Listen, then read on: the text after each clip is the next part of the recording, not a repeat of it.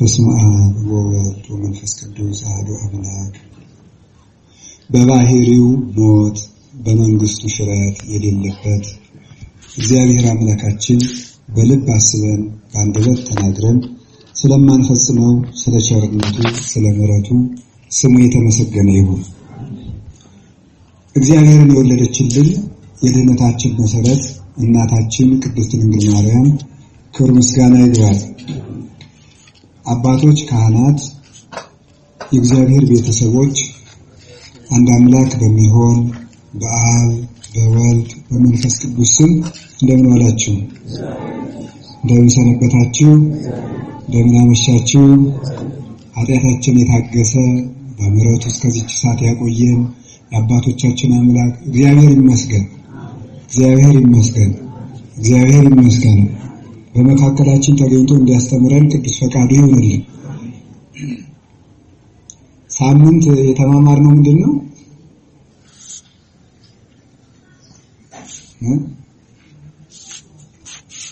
በዳዊት የቅዱስ ዳዊት መዝሙሮች በአምስት መቋጫዎች መጠቅለያዎች ወይም ማሰሪያዎች እንደሚታሰሩ በ10 አርዕስት እንደከፈላቸው አምስቱ በአምስቱ አዕማደ ምስጢራት እንደሚመሰሉ 10ሩ ደግሞ በ10ሩ ሕዋሳት በ10ሩ ደናግል በ10ሩ ትእዛዛት በ10ሩ የመላእክት ከተሞች እንደሚመሰሉ የቅዱስ ዳዊትን መዝሙር የሚዘምር ሰው 10ሩን ሕዋሳት ጠብቆ ለእግዚአብሔር ያስረከበ ባለ 10 መክሊት እንደሚባል ከ10ሩ ደናግል አንዱ ሆኖ እንደሚመደብ በ10ሩ የመላእክት ከተሞች ከሚዘምሩ መላእክት ጋር ምድቡ እንደሚሆን 10ሩን ትእዛዛት በቅዱስ ዳዊት መዝሙር መጠበቅ እንደሚቻል የቅዱስ ዳዊት መዝሙር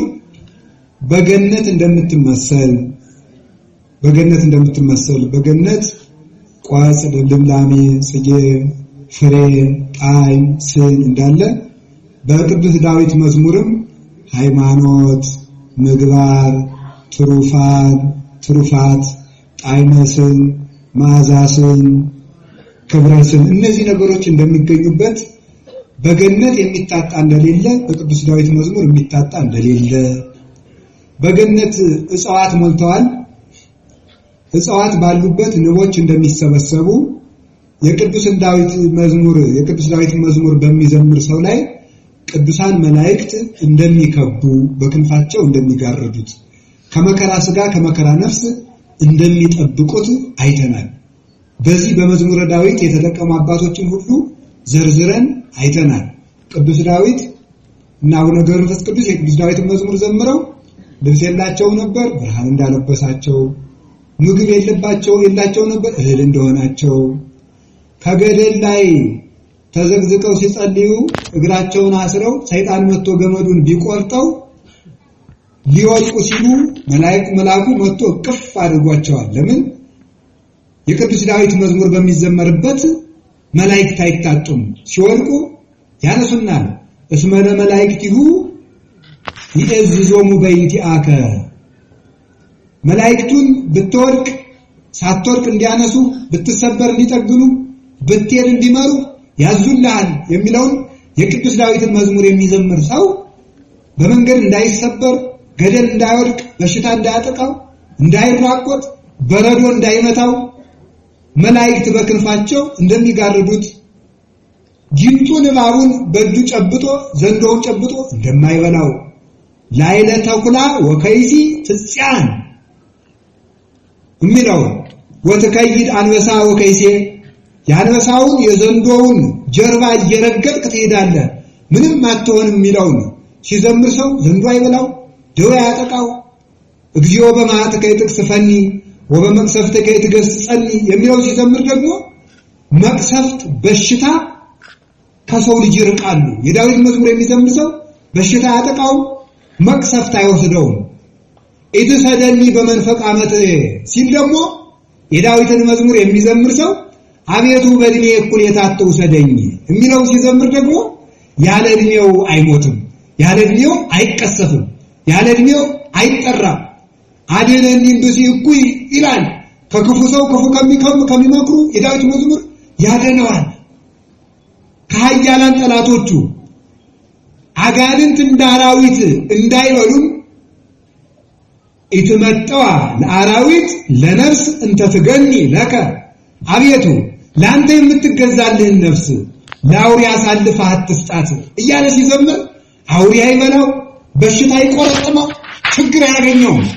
የቅዱስ ዳዊትን መዝሙር የሚዘምር ሰው ሁሉ ነገር አለው። ይሄንን ዘምረን እንድንጠቀም እግዚአብሔር ይርዳን። አሜን በሉ።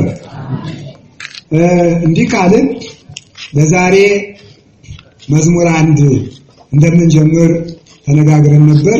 ለዚህ ቀን ያበቃን እግዚአብሔር የተመሰገነ ይሁን። ክፍል 4 ማለት ነው። ና ሀቤ ዳዊት ንጉሠ እስራኤል ባለ ሰናይ መዝሙር ወጥኡ መቃል ከመታለበወኒ ፍካሬ ሁሉ ወነገረ ሁሉ አምሳል ከመወድሳ ለማርያም ድንግል ብሎ አባ ጊዮርጊስ ዘጋስጫ ይናገራል። የዳዊት መዝሙር እንደምታውቁት 150 ነው። በ150ው መዝሙር ልክ አባ ባሕሪ የሚባሉ አባት 150 መዝሙረ ክርስቶስ ሰርተዋል። በ150ው ዳዊት ልክ 150 መዝሙረ ክርስቶስ ሰርተዋል። ክርስቶስን ያመሰግኑበት ደርሰዋል። የሚገርመው በመዝሙረ ዳዊት ምዕራፍ 1 ለተገኘው 5 ስንኝ ሲሰሩለት ለመዝሙረ ዳዊት ምዕራፍ 1 አንደኛ መዝሙረ ክርስቶስ ሲሰሩ በመዝሙረ ዳዊት ምዕራፍ 1 ከተካተቱት መዝሙራት ባድ ያሉትን ፊደላት እንዳያንሱ እንዳይበልጡ አድርገው በፊደል እንኳን መጥነው ክርስቶስን አመስግነዋል። አባ ጊዮርጊስ ዘጋስጫ ደግሞ መጨስ አባ ጊዮርጊስ አባ ባሕሪ ለማን ደረሱ? መዝሙረ ክርስቶስ ሲሉ አባ ጊዮርጊስ ዘጋስጫ ደግሞ መዝሙረ ድንግል ብሎ 150 መዝሙረ ድንግል ደርሶላታል። ለእመቤታችን መዝሙረ ድንግል ልጅሽን ባመሰገንበት መዝሙር ለአንቺ ምስጋና ይገባል ብሎ ለሷም ደርሶላታል። ስለዚህ ዳዊት የሚደግም ሰው ይህን ቃል አስቀድሞ ይደግማል። ዳዊት ለመድገም ሲጀምር ናሃቤ ዳዊት ንጉሥ እስራኤል የእስራኤል ንጉሳቸው ዳዊት ባለ ሰናይ መዝሙር ወጥኡ መቃል ቃል የሚጣፍጥ ምረትን የሚያስወግድ የበጎ መዝሙር ባለቤት ዳዊት ወደኔና ነገርን ሁሉ ትተረጉምልኝ ዘንድ የጠመመውን ታቀናልኝ ዘንድ የጎደለውን ትሞላልኝ ዘንድ ጨልሞብኝ እንደሆነ በመዝሙር ብርሃን ትመራኝ ዘንድ ደንቁሬ እንደሆነ ዓይንህን ገልጠ ጥበብ ታስተምረኝ እንደሆነ ወድቄ እንደሆነ ንስሐ ታስተምረኝ ዘንድ ተስፋ ቆርጬ እንደሆነ ተስፋ ትቀጥልልኝ ዘንድ ባለ በጎ መዝሙር ባለ መድኃኒት መዝሙር ባለ ጥዑም መዝሙር ዳዊት ወደኔ በረድኤት ና የነገር ሁሉ ትርጓሜ ታስተምረኝ ዘንድ እመቤታችንን እንዲህ እያልኩ እንዳመሰግናት ብሎ ይለምናል። የቅዱስ ዳዊት ረድኤቱ ይደረብን። ቅዱስ ዳዊት በገናውን እየደረደረ ምን ያረቅ ነበር ብያችኋለሁ። ይኸው ስትረሱት ምን ያረቅ ነበር? በሽታ በሉ እንጂ በሉ አንድ ጊዜ ሁላችሁም ዳዊት በገና እየደረደረ ምን ያረቅ ነበር? እንደገና በሉ የዳዊት መሰንቆ ማን ነው? እመቤታችን በሉ እንጂ አሁን እናንተ እሺ የዳዊትን መሰንቆ እየደረደራችሁ በሽታ አታረቁ? እዚህ ላይ ወገብ ያዝ ስጋ እንብላ ረብረብ ዕዳ እንክፈል ወገብ ያዝ ይላል ገበሬው። ስጋ ሰው ፍሪዳ ተጣለ ሲባል እናምጣ ይልና ያመጣና ብሩን አምጡ ሲባል ችግር ይፈጠራል። ዳዊት በመሰንቆው በሉ ክፉ መንፈስን ያረቅ ነበር። እኛም መሰንቆው ለዳዊት በምትባል በድንግል ማርያም ክፉ መናፍስትን መቅሰፍትን ደውያትን እናርቃለን። አናርቅም? እናርቃለን። የእመቤታችን መሰንቋችን ዳዊት በበገናው ጠጋ ብሎ ከሳውል ጠጋ ብሎ በገናውን ሲደረድረው ከሳውል ላይ ያደረው ጋኔን እየራቀ ይሄድ ነበር። አሁንም እናንተ የኛ በገናችን ድንግል ማርያም ናት። ሰዓሊ ለነ ቅድስት፣ ሰዓሊ ለነ ቅድስት፣ ሰዓሊ ለነ ቅድስት ስትሉ እንኳን ኮሮና ምንም አይቀርባችሁም። እማምላክ እንዴ እዚህ ሰዓሊ ለነ ቅድስት በሉ። እመቤታችን እኮ ሙዳየ ፈውስ እኮ ናት። እማምላክ ሙዳየ ፈውስ የመድኃኒት እናት፣ መድኃኒት የሚገኝባት። እንዲያው ዮሐንስ አፈወርቅ ቅዱስ እንዲህ አለ፣ ደካማ መድኃኒት ይደጋገማል፣ ክርስቶስ ግን ጽኑ መድኃኒት ስለሆነ አይደጋገምም ማለት። እንዴት? ደካማ መድኃኒት ማልዳ 2 ማታ 2 ቀን 2 ይላል ሐኪሙ ሲያዘው። መድኃኒቱ ደካማ ሆኖ እኮ ነው እንጂ አንድ ጊዜ ዋጥ አድርጌ እንግዲያማ አይደለም። ማታ 2 ቀን 2 ይላል፣ ምግብ በፊት 3 ይላል። ደካማ መድኃኒት እስኪ ደካማ መድኃኒት ነው ይደጋገማል፣ ጽኑ መድኃኒት ግን በአንድ ጊዜ ነው ወሉ። ስለዚህ ክርስቶስ ጽኑ መድኃኒት ስለሆነ አንድ ጊዜ ተሰቀለ እንጂ ብዙ ጊዜ አልተሰቀለ። ጽኑ መድኃኒት እስኪ ጽኑ መድኃኒት ወሉ። ያው እናንተ ፈሪያቱን ማምላክ መድኃኒት የሚያውቅ ሰው ደግሞ ይፈራል። የማያውቅ ሰው ነው እንጂ መድኃኒቱን በእጃችን ይዘን አትደንግጡ። የሚያጠፋችሁ በሽታው አይደለም፣ ፍርሃታችሁ ነው የሚያጠፋችሁ። የምትፈሩ ከሆነ ትጠፋላችሁ። ስለዚህ እግዚአብሔር በቸርነቱ ይጎብኘን። ፍካሬ ዘጻድቃን ወዘኃጥአን መዝሙር ዘዳዊት ሃሌሉያ። የጻድቃንና የኃጥአን ትርጓሜ የሚያስረዳ የዳዊት መዝሙር ይህ ነው። ሃሌሉያ ሃሌሉያ። ያለና የሚኖር ቀዳማዊና ዳህራዊ መጀመሪያውና መጨረሻው ለሆነ ለእግዚአብሔር ምስጋና ይገባል። ሃሌሉያ ማለት መጀመሪያውና መጨረሻው ቀዳማዊና ዳህራዊ ጥንትም የነበረ በማይከል ዓለም ያለ ዛሬም ያለ ለዘላለም ለሚኖር ለመንግስቱ ዘላለም ለእግዚአብሔር ምስጋና ይገባል። ስሙ የተመሰገነ ይሁን። ሃሌሉያ እሱ ነው። ፍካሬ ዘጻድቃን ወዘኃጥአን የጻድቃንና የኃጥአን ግብራቸው ይህ ነው። የጻድቃን የኃጥአን ግብራቸው ይህ ነው ማለት ነው። ፍካሬ ዘጻድቃን ወዘኃጥአን ማለት የጻድቃንና የኃጥአን ግብራቸው ይህ ነው። እስቲ ግብራቸው በሉ። ስራቸው ማለት ነው። ስራቸው ይሄ ነው። እሺ ኃጥአን የሚባሉት ምኖች ናቸው? ኃጥአን የሚባሉት የኃጢአተኞች ግብራቸው፣ የጻድቃን ግብራቸው ይሄ ነው። ጻድቃን ስራቸው ምንድን ነው? አሁን የምናየው ነው። ኃጥአን ስራቸው ምንድን ነው? አሁን የምናየው ነው። ኃጥአን ማለት ኃጢአተኞች ማለት ነው። ኃጢአተኞች ማለትም ኃጥእ ማለት ኃጢአተኛ ነው። ኃጢአተኛ ማለት ያጣ ማለት ነው። ያጣ በሉ። አጣ ነው። ያጣ የሌለው ማለት ነው። አንድ ሰው ኃጢአተኛ የሚባለው ምን በማድረጉ ነው? ኃጢአተኛ የሚባለው ዝሙት በመስራቱ በመስረቁ፣ ያ ተግባሩ አይደለም ኃጢአተኛ የሚያሰኝ ያንን ሲሰራ የሚያጣው ነገር ስላለው። ስለዚህ ተመልከቱ፣ ኃጢአት ማለት ማጣት ማላችሁ ማንን ያጣል ሰው? ኃጢአት ሲሰራ እግዚአብሔርን ያጣል። ሌላስ? ራሱን ያጣል። እግዚአብሔርን ያጣል። ገነትን ያጣል። ልጅነትን ያጣል። ሃይማኖትን ያጣል። የማያጣው ነገር የለም። ኃጢአት ንጽህናን ብቻ ሳይሆን ሃይማኖትን ይነጥቃል። ኃጢአት የሚደጋግም ሰው መጨረሻ ላይ የሚያጣው ሃይማኖቱን። ሃይማኖት ላለው ሰው ምግባር የሚሰራው ሰው የሚሰራበትን ኃይል ይጨምሩለታል። ሃይማኖት ለሌለው ሰው ምግባር አይጨመርለትም። ስለዚህ ምግባር ሃይማኖትን ያሳጣል። እየሰማችሁ ነው? እስኪ አንድ ሐሳብ ልንገራችሁ። እግዚአብሔር በሰው ላይ ጋኔንን ያመጣል አያመጣም? አያመጣም አይደል? አያመጣም። ግን አመጣለሁ ይላል። በሰናክሬም ላይ ጋኔን አመጣለሁ ይላል። የፈርዖን ልብ ደግሞ አደነድነዋለሁ ይላል። እግዚአብሔር የሰው ልብ ያደነድናል? እግዚአብሔር ጋኔን ያመጣል? አያመጣም።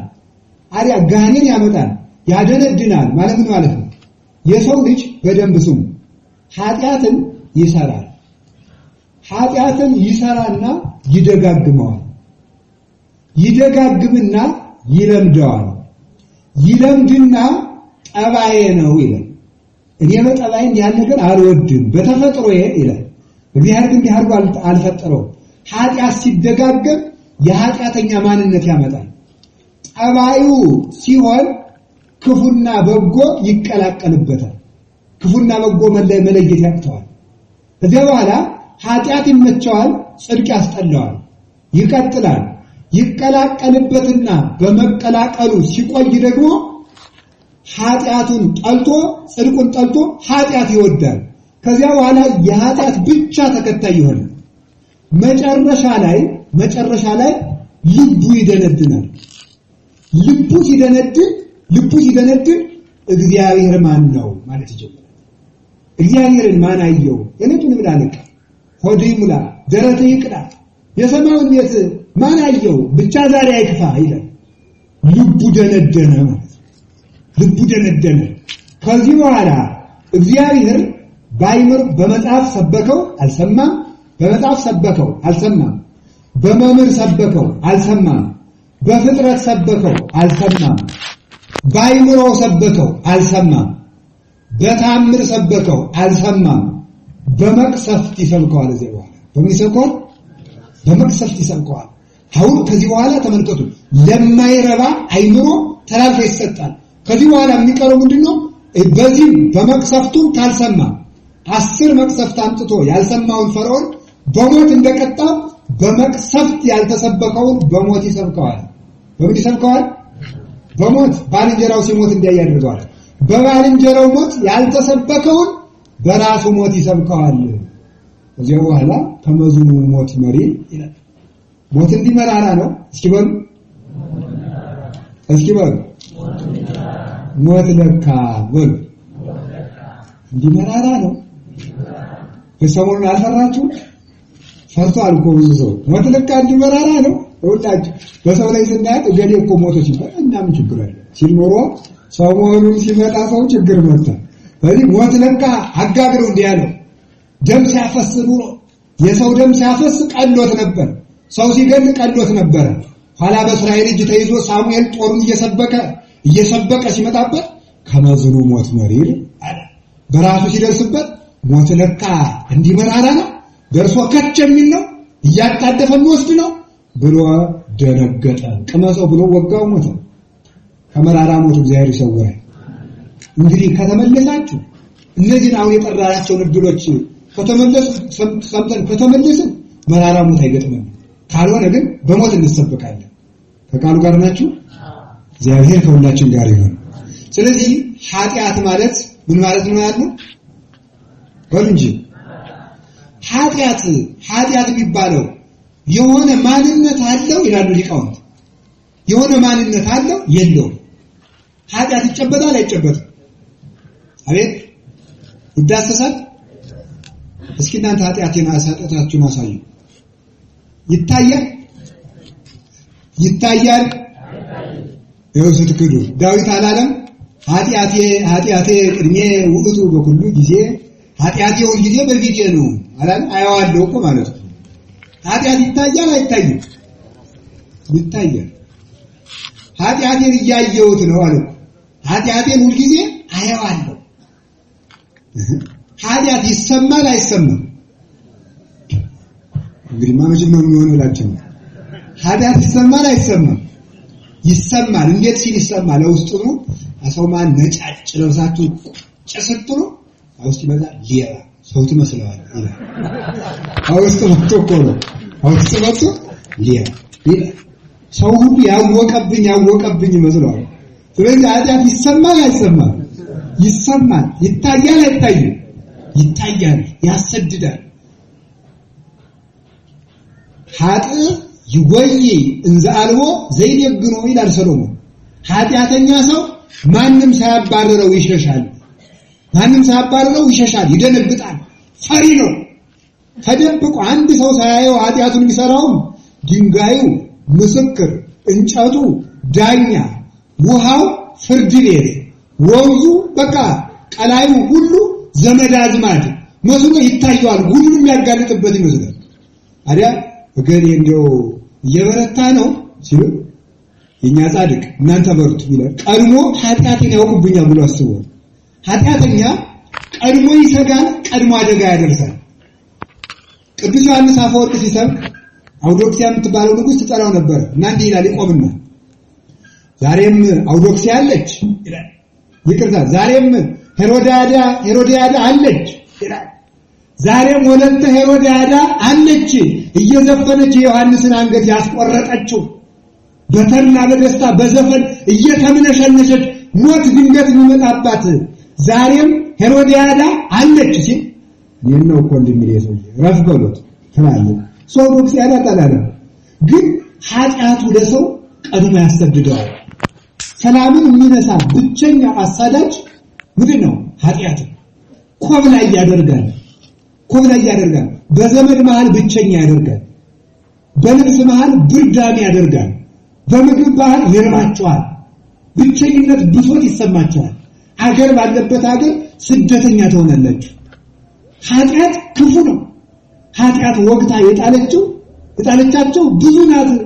ወጥመድ ናት፣ መስገርት ናት፣ መጋረጃ ናት፣ ጨለማ ናት፣ መጋረጃ ናት። እግዚአብሔርን እንዳናይ ትከለክላለች።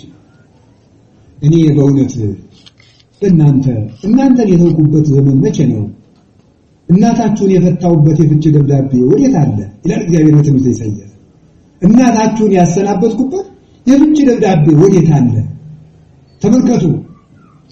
ወባይቱ ይቀውም ኃጢአትክሙ ማይከሌ ወማይከሌክሙ፣ ይልቁንም ኃጢአታችሁ በእኔና በእናንተ መካከል እንደ ግድግዳ ይቆማል። ስለዚህ ኃጢአት ማለት የሚዳሰስ ነገር ወይም የራሱ አካል ያለው ሳይሆን ኃጢአት ማለት የመልካም አለመኖር ማለት የመልካም አለመኖር። መልካም ማን ነው ይላል ቅዱስ አትናቴዎስ። መልካም ማን ነው? እግዚአብሔር። መልካም ማን ነው? መልካም ማን ነው? እግዚአብሔር ነው። ስለዚህ በኋላ ዕውቀትም የለም፣ ጥበብም የለም፣ በረከትም የለም። መልካም የምትሉት ነገር ሁሉ ስታጡት ኃጢአት ይባላል። ኃጢአት በነገራችን ላይ አንድ ሐሳብ ልንገራችሁ። ዝሙት የሚሰራ ሰው በገንዘብ ድሃ እንደሚሆን ታውቃላችሁ? በገንዘብ ድሃ እንደሚሆን ታውቃላችሁ? ዝሙት የገንዘብ ምሳር ነው ይላሉ አባቶቻችን። የገንዘብ ምሳር ማለት መጥረቢያ ነው። መጥረቢያ እንጨትን እየቆረጠ እንደሚጥለው ሰው ዝሙት ሲሰራ ገንዘቡ እየተቆረጠ እየተነቀለ ከቤቱ ይጠፋል፣ በረከትን ያጣታል። እንደ ጥላ ትሆንበታለች ይላል። እንደ ጥላ የማታ ጥላ ወደ ምስራቅ እየሄዱ ሲከተሉት እሱ እየሸሸ እኛ እየተከተል ወይ ጅራት የለው አንጨብጠው ልብ ፈርጦ መሞት ነው። መጽሐፈ መነኮሳት እንደሚለው ክፉ ሰው ክብርን ሲፈልጋት በረከትን ሲፈልጋት እሷ እየሸሸችው እሱ ሲከተላት ይኖራል። ክብርን ይፈልጋታል አገኛትም፣ በረከትን ይፈልጋታል አገኛትም፣ ሰላምን ይፈልጋታል አገኛትም፣ ጤንነትን ይፈልጋታል አገኛትም። ስለዚህ ኃጢአት የመልካም አለመኖር የመልካም አለመኖር ነው። አቤት ማጣት ሲማጣት በሉ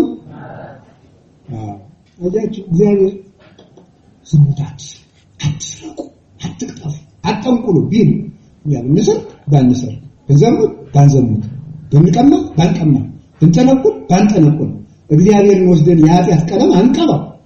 ምንድነው መሰላችሁ? ኃጢአት ስንሰራ በኃጢአታችን ምሳል ገንዘባችን፣ በረከታችን፣ ጸጋችን እየቆረጥን ስለምንጥለው እባካችሁ አትደህዩብኝ ማለት ነው። ዳቱኑ ሀብታችሁን አታጥፉት ማለት ነው። ኢትካውኑ አይቶ በከንቱ ይላል ሲራክ። ገንዘብህን በከንቱ አትበትን ሲሆን በከንቱ ምን አትበትን። ምንድነው ገንዘብ? ሃይማኖት ገንዘብ ነው። አካል ገንዘብ ነው። ጊዜ ገንዘብ ነው። እድሜ ገንዘብ ነው። ሰዓት ገንዘብ ነው። ሀገር ገንዘብ ነው። ትምህርት ገንዘብ ነው፣ አይምሮ ገንዘብ ነው፣ ሕዋሳት ገንዘብ ናቸው። ይህንን አታባክን።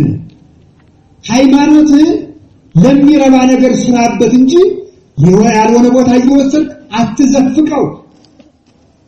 የተካውኑ አይከ በከንቱ ሐዋርያት ሙት ያነሱበትን፣ ጋኔን ያወጡበትን፣ ድውይ የፈወሱበትን፣ ሽባ የተረተሩበትን፣ ዲዳ ያናገሩበትን፣ ደንቆሮ ያሰሙበትን፣ አጋንንትን የቀጠቀጡበትን፣ ነቢያት ከምድር እስከ ሰማይ አጥርተው ያዩበትን፣ መላእክት በርቀት በፍጥነት በኃይል በጸጋ የኖሩበትን፣ መነኮሳት ከመላእክት ጋር ሂደው ከሱራፌል ጋር ሂደው እና አባ ተክለ ሃይማኖት እና አቡነ ዘራብሩክ ከሱራፌል ጋር ሂደው ለማጠን የበቁበትን፣ እነ ቅዱስ ቂርቆስ እሳት ያጠፉበትን፣ እና አባ ጳውሊ ህብስት ከሰማይ ያወረዱበትን፣ እና አባ ሳሙኤል በአንበሳ የተጫኑበትን፣ መሬትን እንደመሶብ ከፍ አድርገው ያስባረኩበትን፣ ውሃውን ህብስት ያደረጉበትን፣ እና አቡነ አረጋዊ በዘንዶ የወጡበትን፣ እነ ቅዱስ ጊዮርጊስ ከመንኮራኩር ነፃ የወጡበትን፣ ከአመድነት የተነሱበትን፣ እነ ቅዱስ መርቆሬዎስ በደማቸው እሳት ያጠፉበትን የተካውኑ አይከ በከንቱ እንዲህ ያለውን ሃይማኖት ይዘህ በከንቱ እድሜህን አትፍጀው። በከንቱ እድሜያችን እንዳንፈጅ እግዚአብሔር ይርዳን። የተካውኑ አይከ በከንቱ ሃይማኖትን አትቀልድበት። ትልቅ ሥራ የተሰራበት ሃይማኖት ነው። ሰማይና ምድር የጸናበት ሃይማኖት ነው። ሙታን የተነሱበት ሃይማኖት ነው። ቀድ ነው እንዴ? እንዲሁ የያዝነው ሃይማኖት የቃላት ግርግርታ መሰላችሁ? ሰሞኑን እኮ ወንድነት ተለየ እኮ በእውነቱ ማለት ሰምታችኋል። ሰሞኑን የእውቀት ሰባኪና የእምነት ሰባኪ የሚለይበት ጊዜ ነው። የእውቀት ሰባኪ ያወቀ ሁሉ አይድንም አያድንም። አውቆ ያመነ ግን ይድናል። ሲያውቀ ያመነ ማለት አው እግዚአብሔር ያድናል ስንል ከረም ችግር ከእጅ ሲል ያው መቼም እንግዲህ እግዚአብሔር እንዳለ ሆኖ ማለት ተጀመረ ደግሞ ማለት ነው። እግዚአብሔር እንደተጠበቀ ሆኖ ማለት ተጀመረ፣ ተለየ ማለት ነው። ተካውኑ አይከ በከንቱ ይህንን ሃይማኖት እንዴ በዚህ ሃይማኖት አባቶች ተራራ ፍልሰውበታል፣ ሰማይን ከፍተውበታል፣ ወንዝ ከፍለውበታል፣ ህብስት አውርደውበታል፣ አለት ሰንጥቀውበታል። ለኔ ደግሞ ቢያንስ ራሴን አይጠብቀኝ፣ እኔን ራሴን እንኳን አይጠብቀኝ፣ እነሱ ሳገር ጠብቀውበታል ብሎ ነው። ለዚህ እኮ ነው ጠቢቡ ሰሎሞን እንዲህ አለ፣ የወርቅ ቀለበት ለሪያ አያምርባትም ማለት። በወርቅ ቀለበት በሪያ አፍንጫ ቢያደርጉት አያምርም። ለምን? ሪያ የምትጫወት በምንድነው? በጭቃ። ወርቁን አሁን እዚህ ለአፍንጫው ላይ ታርጉባት ወዲላ ጭቃው ልውስ። ለጅል ሰው ሃይማኖት ምንም አትሰራለት፣ ምንም አትጠቅመውም፣ አያምርበትም። ደግሞ ሰይጣን አውቆ ብልሃቱ ማምላክ፣ ሰይጣን ደግሞ አውቆ ብልሃቱ ይጠቅሳል። አጉል ነው። እግዚአብሔርን አትፈታተን ይላል። ያቅምህን አንተም ስራ ይላል። ደግሞ አቡነ ገብረ መንፈስ ቅዱስ ርዶ ምን እንዳላችሁ ታውቃላችሁ? ራቁታቸው በልጅነታቸው ደረታቸው እየደቁ ሲጸልዩ ሰይጣን ሄደና ሽማግሌ መስሎ እናቴ አንተ ልጅ አሳዝነኛል፣ ግን ልጅ ነው ልብስ ልበሱና ልብሱን አቁትኩም እንዲሁ አጉል ያማል አላቸው። ታማል እህልም ቅመስ፣ ሰውን ሳይቀምስ ሰውነት በደዌ ይወጋል። አረ ብርዱም አጉል ነው፣ ብርድ ይመታል። እናት አባት ቤት ደር አንተ ርጉም ከፊቴ ወግድ፣ አምላኬ ድንጋዩን ህብስት ያደርጋል፣ ውሃውን ወይን ያደርጋል። ምን አልኩ ልጅ ጃጅቻ ይሰማኛል። አውቆ ነው ሰይጣን እኮ ነው። አንተ ተረገምክ፣ ከፊቴ ወግድ፣ አምላኬ ድንጋዩን ህብስት ውሃውን ወይን ያደርጋል። ልቤ የመከረኝ ይሻለኛል ጠፋልኝ አሉት። እስኪ ልቤ የመከረኝ ይሻለኛል በሉ። እዚያ በኋላ ሰይጣን ሄደ፣ አሸነፉትና ከኖ ጠፋ። ዛሬም በጥርጥር በደዌ በፖለቲካ በዘር የሚፈትነንን ሰይጣን ወእግዚአብሔር አምላከ ሰላም ይቀጥቅጦ ለሰይጣን ታይተ እገሪክሙ አለ ቅዱስ ጳውሎስ። የሰላም አምላክ እግዚአብሔር ሰይጣንን ከእግራችሁ በታች ይቀጥቅጥላችሁ። አሜን በሉ፣ አሜን በሉ። እግዚአብሔር የተመሰገነ ይሁን። ስለዚህ ማመን የሚገባው እንደዚህ ነው። ከቃሉ ጋር ናችሁ? እግዚአብሔር ከሁላችን ጋር ይሁን። ኃጢአት ማለት ምን ማለት ነው? ማጣት ነው እንጂ አቤት ማጣት ማንን ማጣት ነው? ልጅነትን በሉ ጸጋን ቅዱሳንን ገነትን ይሄን ማጣት ምን ይባላል? በሉ እንጂ ኃጢአት። ስለዚህ አሁን የእግዚአብሔር ቤተሰቦች አሁን የተከሰተብን ችግር አለ። ምን እናድርግ ካሉ ያጣነውን እናገኝ። እስኪ በሉላችሁ በሉ ያጣነውን እናግኝ። ማን የጠፋን? እግዚአብሔር ነው። ለይት ፈሳህ ልብ ዘይሐሱ ለእግዚአብሔር እግዚአብሔርን የሚፈልግ ልብ ደስ ይበለው። እስኪ በሉ በሉላችሁ እግዚአብሔርን የሚፈልግ ልብ ደስ ይበለው እንጂ እንዳያመን መድኃኒታችን በሉ እንዳንሞት ቸረረኛችን በሉ እንዳይርበን እንጀራችን እንዳንሞት የሕይወት ውሃችን በሉ የሕይወት ውሃችን በሉ እንዳንራቆት የብርሃን ልብሳችን ሞት እንዳያሸንፈን ትንሣኤያችን በሉ እግዚአብሔር ባለበት የምታጡት ነገር የለም። እኔ ዛሬ እንቅጭ ልናገር አስቤያለሁ። ማለት ሃይማኖቱን ማመኑን እንመን ግን እንጠንቀቅ የሚባል ወሬ ሰሞ ሲዛመት መጠንቀቅ ምንድነው? አንዳንድ ጊዜ ሰው መጠንቀቅ ራሱ አልገባውም። ቆይ በሽታው እንዳያጠቃን የምንጠነቀቅ የእግዚአብሔር እንዳንሆን ነው የምንጠነቀቅ። ምራቱ በእንጂ የምትጠነቀቁት የእግዚአብሔር እንዳትሆኑ ነው እንዴ? አይደለም አይደል? አሁን እኮ ጥንቃቄው ጸበል እንዳትጠጡ፣ አንዱ በጠጣበት እንዳትቀምሱ፣ አንድ ቤተክርስቲያን እንዳትሳለሙ፣ ሁለት መስቀል እንዳትሳለሙ፣ ሶስት ተመልከቱ። እግዚአብሔር ይቅርባችሁ ማለት ነው። እንዴ ቆይ ቃል ሄደት ነው ማለት ከቃሉ ጋር ናችሁ። ማን ይቅርባችሁ እያሉ ነው እነዚህ ሰዎች? ነውር እኮ ነው ማምላክ። ሃይማኖታችሁ ለዚህ ያልሆነ ለመቼ ልታረጉት? ሃይማኖት እስኪ እግዚአብሔር ያሳያችሁ፣ ክርስቶስ ያመልክታችሁ። ያውን በደንብ ልነግራችሁ ነው። ጸበሉን የምትጠጡት በጸበሉ ውስጥ ማን አለ ብላችሁ ነው? እግዚአብሔር ባለበት በሽታ አለ ምን ይገኛው? የለም የሚልሽ እግዚአብሔር ባለበት በሽታ የለም የሚል አለ የለም በሉላችሁ በላው። ስለዚህ ለቅለቅ አድርግልኝ ብትሉ ኩባያ ይዛችሁ ብትመጡ ለራሳችሁ እንዲያውም ይገላችኋል። ፍራሳችሁ ማምላክ አያድናችሁ። ወፈረስን ሐሰት ፈረስን አያድንም፣ ጉልበትም አያድንም። የሚያድን እግዚአብሔር ነው። እየኩን ሃይማኖትክሙ በጥበበ ሰብ ዘይንበለ በኃይለ እግዚአብሔር። ሃይማኖታችሁ በእግዚአብሔር ኃይል እንጂ በሰው ጥበብ እንዳይሆን ተጠንቀቁ። በሉላችሁ ሃይማኖታችሁ በእግዚአብሔር ኃይል እንጂ በሰው ጥበብ እንዳይሆን ምን በሉ። ጉንፋን ፊት አልነበረም ነበር። አዲያ ግን ተመልከቱ ትንፋሽ እንዳይ ድሮስ በዚህ ጉንፋን ይዞ ወሰዋፍ ይችላል የለም። ግን ተመልከቱ መሰረታዊ ነገራችሁ ምንድነው? አትታጠቡ አላልኩም እኔ፣ ንጹህ አትሁኑ አላልኩም፣ ጽናችሁን አትጠብቁ አላልኩም፣ አስዋት ላይ ሄዳችሁ ሳሉ አላልኩም። የእግዚአብሔርን መከልከል ግን ኃጢአት ነው። የእግዚአብሔር የሆነን ነገር መከልከል ጣዖት አምልኩ ማለት ነው። እየሰማችሁ ነው? መሞት ካለባችሁ ሙቱ። የእግዚአብሔር ሆናችሁ ከሞታችሁ ምን አገባችሁ? እኔ ብቻ የሰይጣኑኛ ልሙት እንጂ እግዚአብሔርኛ ከሞትኩ ምን ጨነቀኝ? እንደው በዚህ ክፉ ዓለም ቢገላግለኝ ተበልቶ የማይጠቀምበት ተለብሶ የማይሞቅበት ተከብሮ የማይረካበት ለክርክርና ለመለያየት ዓለም ምን ይጠቅማል? የእግዚአብሔር ሆነን እንሙት። እግዚአብሔርን አተን እንዳንሞት እግዚአብሔር ይጠብቀን። መከራ ማለት እታባህን ለጊዜው ውስጥ ተመልሱት። አቤት ወደ ፈተና አታግባን። እስኪ በሉ ፈተና ማለት ይላሉ ሊቃውንት፣ ፈተና ማለት መከራ ፈርቶ እግዚአብሔርን የሚክዱበት ቀን ነው። ወደ ፈተና አታግባን ማለት መከራ ፈርተን አንተን ከመካድ አድነን ማለት ነው። መከራ ፈርተን በሉ አንተን ከመካድ ምን በለን አድነን። እግዚአብሔርን አንጣው እንጂ ይለውማ ምን ጨነቃችሁ? አንድ ሐሳብ ልጨምርላችሁ። 12 ዓመት ደም ሲፈሳት የነበረችውን ሴት ትዝ ይላችኋል? ታውቋታላችሁ? ምኑን አነዳለችው?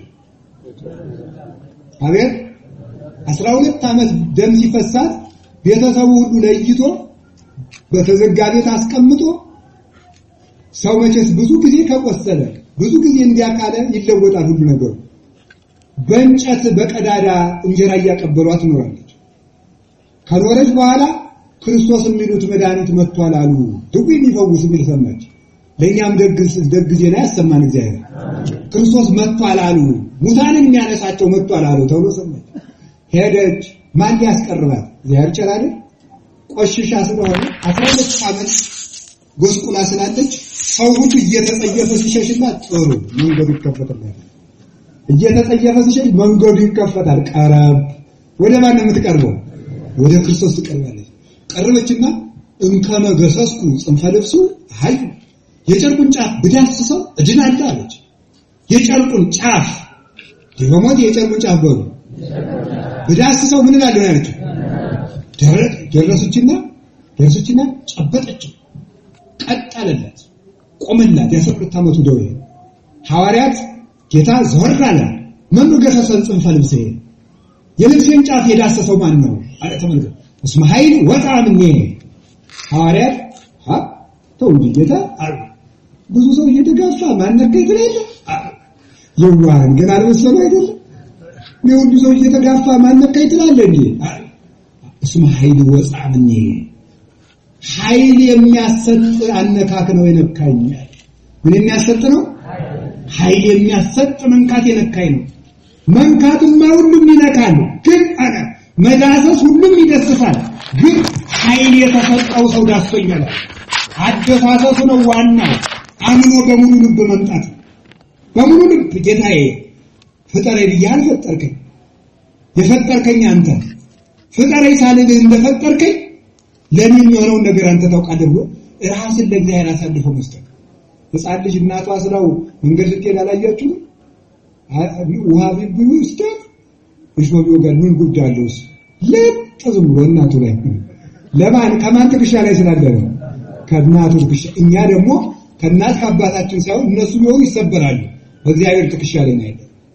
ዘስልጣኑ ዲ በመትከፍቱ ኃይልና ጌትነት የባህሪው በሆነ በክርስቶስ ኃይል በርትተን ያለን። አሁን ላምጣላችሁ የጨርቁን ጫፍ በሉ የዳሰስኩ እንደሆነ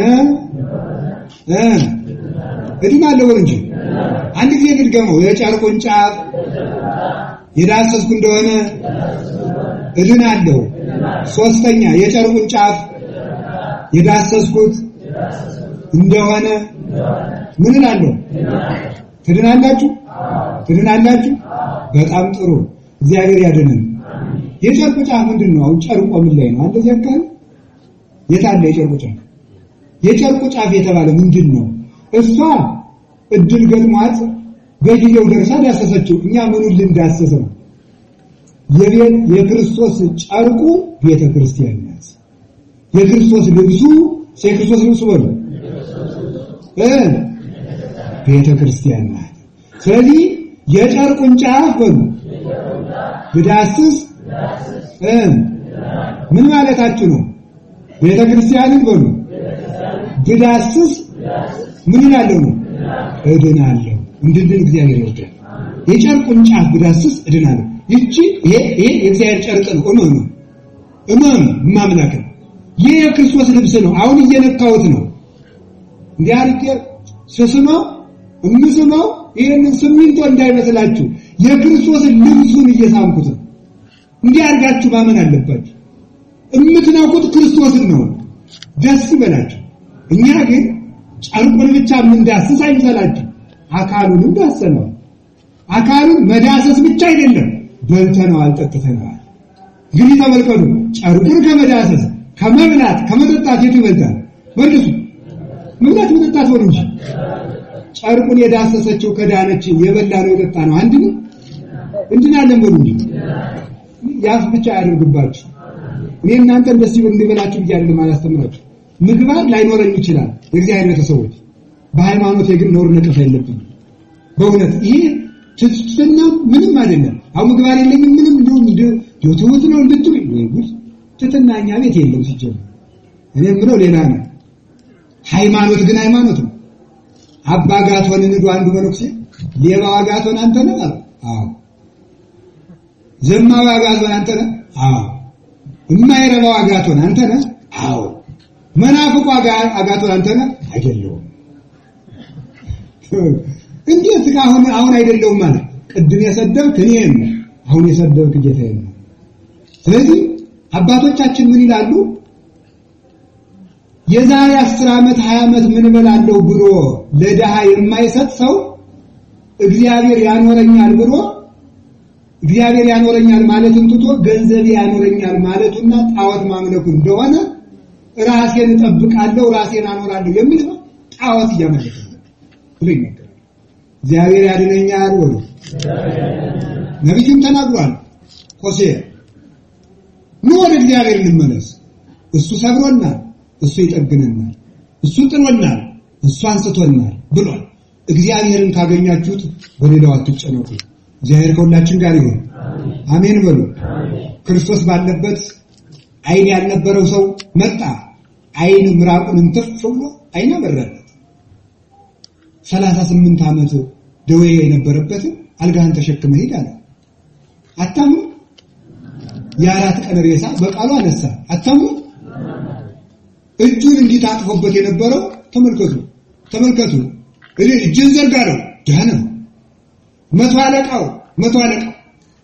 አለቃው አቤቱ ከቤቴ ልትገባ አይገባህም፣ በቃል ብቻ አዘዝ ልጄ ይድናል አዘዘዳል።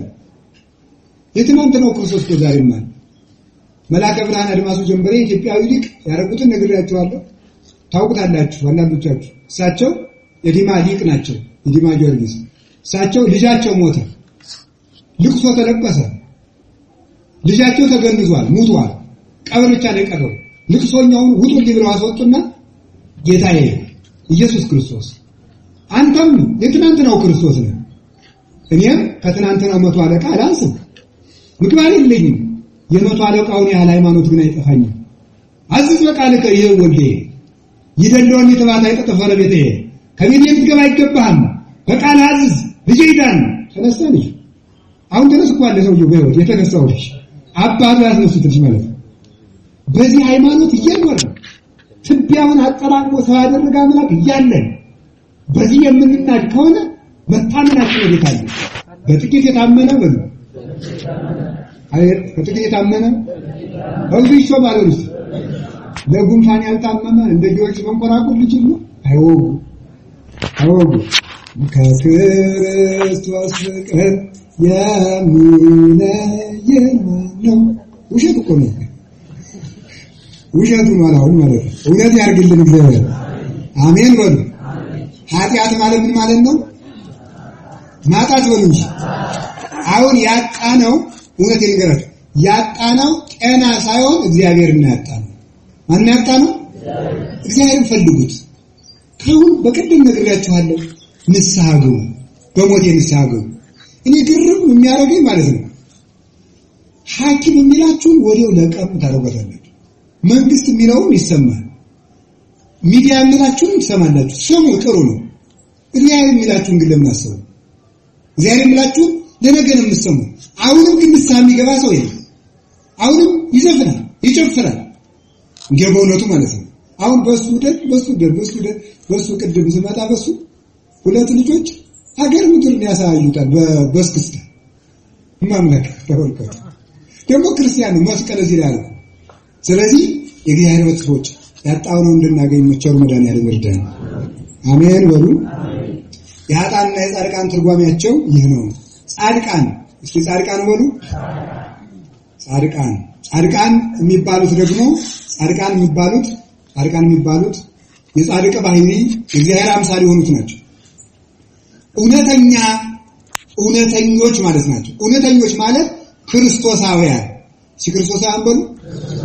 በትክክል ክርስቶስን መስለው የሚኖሩ ጻድቃን ይባላሉ።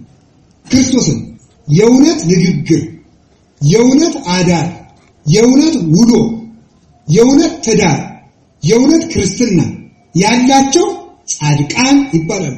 የእግዚአብሔር አምሳል ሰው እግዚአብሔርን የሚመስለው መቼ ነው ተብሎ ቢጠየቅ በእግዚአብሔር አርአያ የተፈጠረ ሰው እግዚአብሔርን የሚመስለው መቼ ነው ሲባል ሁል ጊዜ እግዚአብሔርን መስሎ ሲሰራ ይላል ቅዱስ ቄርሎስ።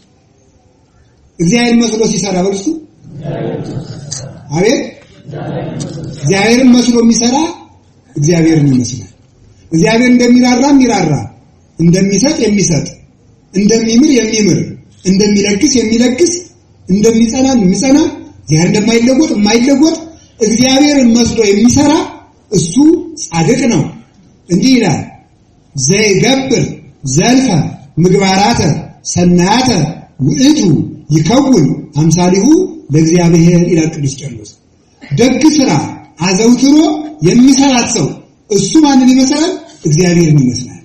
ደግ ስራን አዘውትሮ የሚሰራት ሰው እግዚአብሔርን ይመስላል። የውሸት ትዳር አለ፣ የውሸት ምንኩስናም አለ። የውሸት ምንኩስና ማለት የምንኩስና ግብር የሌለው መነኩሴ ማለት ነው። የውሸት ቄስ ተማሪም አለ። የቄስ ተማሪ ትምህርቱ አይደለም ውሸቱ፣ እሱ ነው ውሸታ። እንደዚያም አለ። የውሸት መምህርም አለ። የውሸት ወንድ የውሸት ሴትም አለ። የውሸት ሞት ግን የለም። ሞት ግን የእውነት ነው። ሲሞት ግን የእውነት ነው በሉ እንጂ የእውነት እንድንኖር እግዚአብሔር ይርዳን። በእውነት መኖር ልባችሁ የሚያስበውን ሐዋሳታችሁ ከተባበረበት ጻድቅ። አንዱ ደግሞ የማቴዎስ ወንጌልን ሲተረጉም አንድ ሊቅ ምን ብሎ ይናገራል? ጻድቅ የሚባል አስተካክሎ የሚወድ ሰው ነው ይላል። አስተካክሎ የሚወድ ሰው ማለት ገሌ ጥሩ ሰው ነው፣ ገሌ ክፉ ሰው ነው ሳይል ሁሉንም አስተካክሎ ገሌ መናፍቅ ነው፣ ገሌ ሃይማኖተኛ ነው፣ ገሌ ከሃዲ ነው፣ ገሌ ታማኝ ነው ሳይል አስተካክሎ የሚወድ ሰው ጻድቅ ይባላል። እግዚአብሔር ማንን ይወዳል ቢባል ማንን ይወዳል? ማንን ይወዳል? ሁሉን ይወዳል። ስለዚህ እግዚአብሔር መምሰል የሚባለው ሰውን አስተካክሎ የሚወድ ሰው በትክክል እግዚአብሔርን ይመስላል። አንደኛ በእውነት የሚኖር አስመሳይ ሕይወት የሌለው። ሁለተኛ ተመልከቱ፣ ሁለተኛ አስተካክሎ የሚወድ። ሶስተኛ ደግሞ በማንም የማይፈርድ ነው።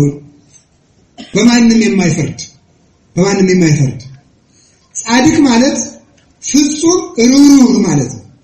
ፍጹም ርኅሩህ ከሰው አልፎ ተመልከቱ። የክርስቲያን ርኅራኄ ከምን የሚጀምረው? የክርስቲያን ርኅራኄ ከምን ይጀምራል? ከራስ ለራስ ማዘን። ዘኑለት፣ ለራሳችሁ ዘኑለት። ለራስ ማዘን ምን ማለት እንደሆነ ወቁለት። ከሳው ጠቆር ሰሞኑን ጥሩ አድርጌ ልብላ ማለት አይደለም፣ ሌላ ነው። ለራስ ማዘን፣ ቀጥሎ ለቤተሰብ ማዘን። ማንም ለቤተሰብ ማያስብ ነፍሰ ገዳይ ነው ይላል ቅዱስ ጳውሎስ። ለቤተሰብ ማዘን። ከዚህ ቀጥሎ ምን ነው? ለክርስቲያን ሁሉ ማዘን፣ ለክርስቲያን ሁሉ። ከዚያ ቀጥሎ ሃይማኖት ለሌላቸው ማዘን። ሃይማኖት ለሌላቸው ሰዎች አላውቅ ብለው ነው እንጂ መቼስ ሲሆንን ወደው አይደል እንደሚያደርጉ ብሎ። ከዚያ ቀጥሎ ደግሞ ለእንስሳት ማዘን። ለእንስሳት ተመልከቱ። ከእንስሳት ቀጥሎ ለአውሬ ማዘን። እንደ ኢዮብ ሂድና በዮርዳኖስ ታጠብና ትድናለህ ሲለው ጌታዬ የኔን ቁስል ሲመገቡ የነበሩ ትሎች ምን ይበላሉ እንግዲህ ምን ይበላሉ ብሎ ትሎቹ ሲንጠበጠቡ እግዚአብሔር የሰጣችሁን ጸጋ ትታችሁ ወዴት ትወዳላችሁ እያለ እየለቀመ ከቁስሉ ላይ ያስቀምጣቸው ነበር። ለአራዊት ሳይቀር የሚያዝን ለአራዊት የሚበቃ አቡነ ገብረ መንፈስ ቅዱስ ደግሞ ስሳናምስት ይሰጡ ይባሉ ደግሞ ምን ይበላል ሲሉ ያንተን ትብ ያለ ሰው ይጠግባል። ለዚህ ዳስቷል። አባ ተክለ ሃይማኖት ደግሞ ለዝንጀሮ አስነውታል። አዝመራ ዘርተው መነኮሳቱ ልጆቻቸው አባላችን ዝንጀሮዎች አዝመራውን እየበሉብን ነው አሏቸው። ተው እንጂ እኛ መጠናባቸው እንጂ እነሱ አልመጡብን። ሰው ጫካ መተናል። አንድ ቀን ዝንጀሮ ጠገበና አንድ ቀን አንዲቱን መነኩሴ በጠፍ ያለና መቁሟን በለ። ግመሬ ዝንጀሮ የሚባላል የጀግ አይለኛ የሆነ ክፉ ሽፍታ ቀምቶ በላ። የሚቀማ ሰው ዝንጀሮ ነው። ታዲያ ዝንጀሮ በላው። ኋላ ሲበላው እያለቀሰ ነገረቻቸው። አይ እንግዲህ እኔ በጫካው የተዘራውን ብሉ ይቅርብን ብዬ ነበር። ጫካው እናንተ ነው መተንባችኋል አልመጣችሁ ብሉኝ። እንግዲህ ግን ያልተፈቀደላችሁ የምትፈልጉ ከሆነ በስሙ ወንጌል በመሰብክለት በጌታ በኢየሱስ ክርስቶስ ስም አንደበታችሁ የታሰረ ይሁን አሏቸው። አሰሯቸው። አዲያ ግን ደግሞ አንዳንድ ሰው የሚጠይቀው ጥያቄ ችግር ያንዳንድ ሰው ጸሎት ማት ያወርዳል እንኳን ሊያድን ማለት ነው። እና አንድ ቀን አቡነ ተክለ ሃይማኖት ሊያርፉ ሲሉ በልጆቼ ጠንክሩ ትውጡን ጻድቃን ሁኑ ብለው መክረው ወዳችሁን አታብዙ፣ ስጋ አትብሉ፣ ልባችሁን አታክብሉ ብለው ሲጨርሱ አንዲት መነኩሴ እየተቀበለች መጣችና አባታችን አቤት ያሰሩትን ሁሉ ይፍቱ። እሺ ዛሬ ይፍታው ዝንጀሮም ተፈታ። ችግሩ ከዚህ ነው ማለት ነው። ያሰሩትን ሁሉ ይፍቱ ዝንጀሮም ተፈታ። ምንም ተፈታ? ዝንጀሮም ተፈታ። ምን ያልተፈታን ይዘ ማለት ነው። ስለዚህ ዝም ብላችሁ እንዲህ አድርግ አትበሉት። እግዚአብሔር ዝንጀሮ ጨምራችሁ እንዳታስፈቱ። ትልቁ ነገር ምንድነው? ፈቃድ ይሁን። ሲፈቃድ ይሁን ማለት ስለዚህ መራራት የሚራራ ሰው ጻድቅ ነው። እውነተኛ ሕይወት በእግዚአብሔር ሕይወቱን የሚመራ ራሱን የሚገስጸው በልቡ ያሰበውን በአንደበቱ ሁለት ቃል የሌለው ይተኩን ብእሴ ዘክሬ ነገሩ ይላሉ ሰለስቱ ምዕት በሃይማኖት አበው። ይተኩን ብእሴ ዘክሬ ነገሩ ሁለት ሰው አትሁን። ባል ነገሩ ሁለት የሆነ ሰው አትሁን። ምን ማለት ነው? ሁለት ሰው ያን ጊዜ ሁለት ሰው አትሁን ሆነ። ጻድቅ ማለት ሁለት ሰው ያልሆነ ማለት ሁለት ሰው ያለ ማለት ነው። አትናቴዎስን ስታገኘው እኔ እኮ በእናንተ ሃይማኖት ነው ማለት አርዮስን ስታገኘው ደግሞ ያው መቼም እኮ እንደዚህ ያለ የስም መለያየት ነው እንጂ እኔ እኮ እንደናንተ ነው ማመን አትበል። ሁለት ቃላት አትሉም እናንተ አንዳንድ እምነት ድርጅቶች ጋር ስታወግስተው ስለዚህ ስም መለያየት እኮ አንድ እኮ ነው ያለው እኮ ምን እንዴት ነው አንድ የሚሆነው እንዴ? መኑ ዘይድ የምሮ ለክርስቶስ ምስለ ቤልሆር ክርስቶስን ከቤልሆር ጋር አንድ የሚያደርገው ታቦትን ከጣዖት ጋር አንድ የሚያደርግ ማን ነው? በሃይማኖት ዝምድና የለም። በምድር እንዛመዳለን። አፈር ናቸው አፈር ነን፣ ሰው ናቸው ሰው ነን፣ አብረን እንኖራለን። ይረበናል ይሏቸዋል፣ ይደክመናል ይደክማቸዋል፣ ያመናል ያማቸዋል፣ ይሞታሉ እንሞታለን። በሃይማኖት ግን ልዩነት አለ። ስለዚህ ያንንም ስታገኝ አንድ ነን፣ ያንንም ስታገኝ አንድ ነን አትበል። ይለይልህ የለየልሁን እንወር ብለህ ተገኘው ጋር አታጨውጭ። ሃይማኖትን ለይተህ ወቅ ማለት ነው። እትኩን በዚህ የዘክሬ ነገሩ ማለዳ ሌላ ማታ ሌላ አትሁን። ማለዳ መልአክ ማታ ሰይጣን አትሁን። ቤተ ክርስቲያን መልአክ ገበያ ስትገባ ሰይጣን አትሁን ማለት ሁለት ሰው አትሁን። ሁለት ሰው አትሁን ቀረብ ብላርገው ምሳሌው ነው። ማልዳ መዝሙር ከስድስት ሰዓት በኋላ ዘፈን የሁለት ሰው ይባላል። ሁለት ሰው አሉ ምን አላችሁ? ክርስቲያንም ነው መስቀሉን ያስራል። ማልዳ ደግሞ ቡናውን ይደልቀዋል። በጾም እኮ ነው እንጀራውን ይደልቀዋል፣ ዘፈኑን ይደልቀዋል። ሁለት ሰው አትሁን። ጠንቋይም ክርስቲያንም ሞት አትችልም። ለያ አንዱ ለይተው ሰርቀ መመጽወት አትችልም።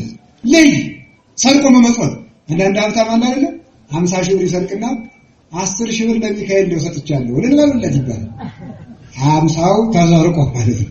ተሰርቆ እንዲህ ያለ ነገር ይሄ ሁለት ሰው አትሁን መልሱ። ሌባም መጽዋችም መሆን አይቻልም። ሌባም መጽዋችም መሆን ይቻላል አይቻልም? አይቻልም። ከደከምክበት ላበጠብ ካለበት ወዝ ከተንጠለጠለበት ከዚያ ነው ለእግዚአብሔር የሚሰጥ። ሁለት ሰው አይቻልም። ዘፋኝና ዘማሪ አይቻልም። ሆዳምና ጾመኛ አይቻልም። አመንዝራና ባለትዳር አይቻልም። ጠንቋይና ክርስቲያን አይቻልም። እንዲህ ያለ ነገር የለም። ሁለቱን በአንድ ጊዜ ማድረግ አይቻልም። ወባይቱ አለ እይመጹ በሪና አለ ቅዱስ ዮሐንስ አፈወርቅ እንዲህ አለ ድርሳን ላይ ሲናገር ከቃሉ ጋር ናችሁ። በ29ኛው ድርሳን ላይ ሲናገር ዕብራውያን በተረጎሙት ልባድ ድርሳን ላይ ሲናገር ከቃሉ ጋር ናችሁ። እስመ ኃጢአት ጥምት ቅድመ ወድህረ ትመረር።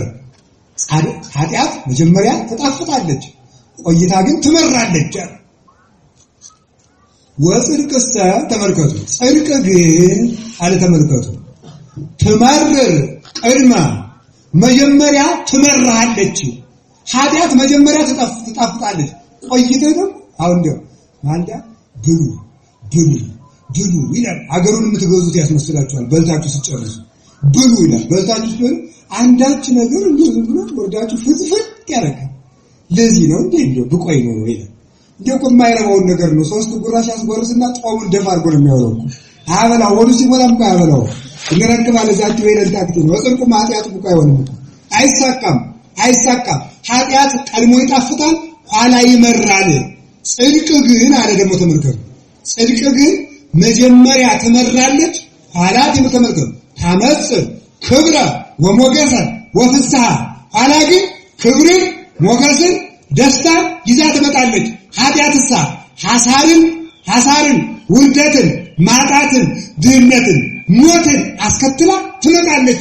ወባይቱ እይመጽኡ በሪና። ግን ሁለቱ በአንድ ጊዜ አይመጡም። ሲበሉ ሁለቱ በሉ በአንድ ጊዜ አይመጡም በሉ እንጂ ኃጢአተኛ በሆኑበት ሰዓት በሉ ጻድቅ መሆን አይቻልም። ጻድቅ በሆኑበት ሰዓት ኃጥእ መሆን አይቻልም።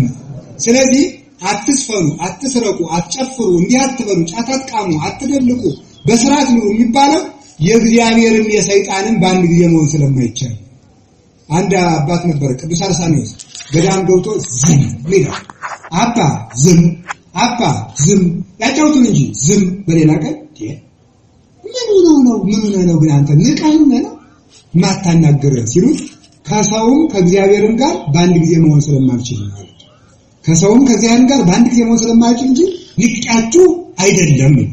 ስለዚህ ኃጢአትና ጽድቅን አሁን እኮ ተመልከቱ። መጽደቅ አትፈልጉም? ትፈልጋለህ? እስቲ የሚፈልግ መጽደቅ ማን ይጠየቃል? እግዚአብሔር ይስጥልህ። ትፈልጋላችሁ አይደል? ግን ችግሩ ምን መሰላችሁ? መጽደቅ ትፈልጋላችሁ፣ ግን ኃጢአቷም ሳትቀርባችሁ ስለምትፈልጉ ያችንም ሳትከለከሉ ዘፈኗንም ኧረ ቀላል ነው ተብላችሁ፣ ሆዱንም ኧረ ቀላል ነው ተብላችሁ፣ ዝሙቱንም ኧረ ቀላል ነው ተብላችሁ፣ ደግሞ ጽድቆም ሳትቀርባችሁ ገነትንም ተመልከቱ። አንተሙ ጠቢባን የነሳ አብዳር ያለ ቅዱስ ጳውሎስ ይብሮ ሁሉም ሳይቀርብን እንጽድቅ ነው። አይቻልም። ጨለማና ብርሃንን በአንድ ላይ ይዞ መኖር አይቻልም። ተለይታችሁ ውጡ። ሲተለይታችሁ ውጡ በሉ። እኔ ክርስቲያን ነኝ ይላል። እኔ ክርስቲያን ነኝ ግን ቀልድ የለም። በዚህ ደግሞ እዚያኛው ይገኛል። ሁለቱን በአንድ ጊዜ ማስኬድ አይቻልም።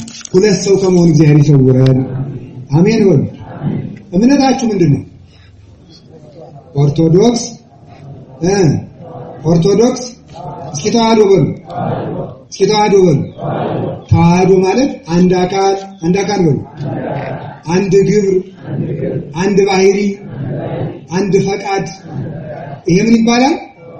ተዋህዶ በሉ እንጂ መለኮትና ሥጋ ተዋህደው አንድ አካል፣ አንድ ባህሪ፣ አንድ ግብር፣ አንድ ስምረት፣ አንድ ፈቃድ ነው። ስለዚህ ተዋህዶ እምነት ተከታያችሁ መሆናችሁ የሚታወቀው በተዋህዶ ስትገለጡ። ልባችሁ መጽደቅ እየፈለገ በስጋችን ኃጢአትን የምንሰራ ከሆነ ተዋህዶ ነን ብለን ለመመስከር ይቸግረናል። ተዋህዶ ማለት ልቡና አካሉ አንድ የሆነለት ነው። ልቡና አካሉ አንድ የሆነለት በትክክል የክርስቶስን ተዋህዶ በሰውነቱ ይገልጣል ማለት። በሚሞት ስጋችሁ እግዚአብሔርን አገልግሉበት፣ ግለጡበት። እስኪ በሚሞት ስጋችሁ በሉ እግዚአብሔርን ግለጡበት። ምን በሚል ስጋችሁ? ክርስቶስ መለኮትና ስጋው አንድ ሆኖ በተዋህዶ እንደተገለጠ ልቡ ያሰበውን ጽድቅ ስጋው ሳይከለክለው ሰርቶ የሚኖር ክርስቲያን የአምላክ ተዋህዶ እንዲህ ነው ብሎ የክርስቶስ ምስክር ሆኖ ይቆማል። የዚያን ጊዜ ብርሃናችሁ በሰው ፊት ይብራ ያለው ይገለጥበታል በሕይወቱ ማለት ነው። ቃሉ ጋር ናችሁ? ሳይሆንላችሁ ጋር ይሁን። ጻድቅ ማለት እውነተኛ፣ ሩህሩህ፣ ቸር፣ በማንም የማይፈርድ ጽድቅን አዘውትሮ የሚሰራ የማይለወጥ አምሳለ እግዚአብሔር ማለት። እስኪ አምሳለ እግዚአብሔር ባሪያ እግዚአብሔር ሲኖር ወደ አምሳለ እግዚአብሔርነት የሚያድግ እሱ ጻድቅ ይባላል። ከቃሉ ጋር ናችሁ? እግዚአብሔር ከሁላችን ጋር ይሁን። የኃጥአንና የጻድቃን ትርጉማች ግብራቸው ይሄ ነው። የኃጥአን ግብራቸው ምንድነው? ማጣት ነው። ማጣት ነው እንጂ። የጻድቃን ግብራቸው ምንድነው? በጸጋ መሞላት። እስኪ በጸጋ መሞላት በሉ። ግብራቸው ይህ ነው። አንድም የኃጥአንና የጻድቃን መለያቸው ይህ ነው በሉ። የኃጥአንና እሺ ምንድነው የኃጥአን መለያቸው ምንድነው? የኃጥአን ረሲዓን ናቸው።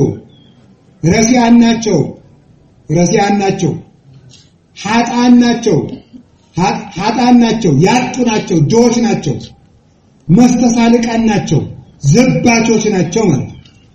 ኃጥአንን ከጻድቃን በምን እንለያቸው ብትሉኝ፣ አንደኛ ረሲዓን ናቸው፣ እግዚአብሔርን የዘነጉ ናቸው። ሁለተኛ ተመልከቱ፣ ከቃሉ ጋር ናቸው። ረሲዓን ናቸው፣ የዘነጉ ናቸው፣ እግዚአብሔርን የዘነጉ ናቸው።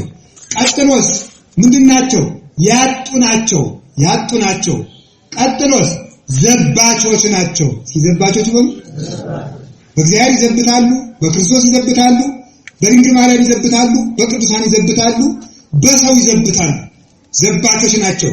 እንደገናሳ ዘዳይሙ ከእግዚአብሔር ስብለቱ ሲባሉ እነዚህ ሕግ ይጠላሉ። ይጠላሉ በሉ ሕግ ሲያስጠላችሁ ከእግዚአብሔር የተለያችሁ መሆናችሁ በዚያ ታውቃላችሁ። ሕግ አንድ ሰው መብል እንትን መስጠት ተው ሻይና ፍላለ አይተው ጥሬን መስጠት አይተው ቂጣን መስጠት ተው ይቃል አሞታል ማለት አሞታል። ጾም ስጋ አሞታል ማለት አሞታል ነው። መታመሙ ምልክቱ በዚህ ነው። ሰው መታመሙን የምትለዩት ምግብን ቢስለው ነው።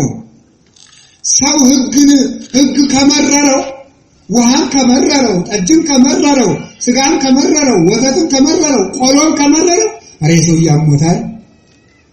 ጾምን ከመረረው፣ ስግደት ከመረረው፣ ጸሎት ከመረረው፣ ድንግልና ከመረረው፣ ማስቀደስ ከመረረው፣ መቆም ከመረረው አሞታል።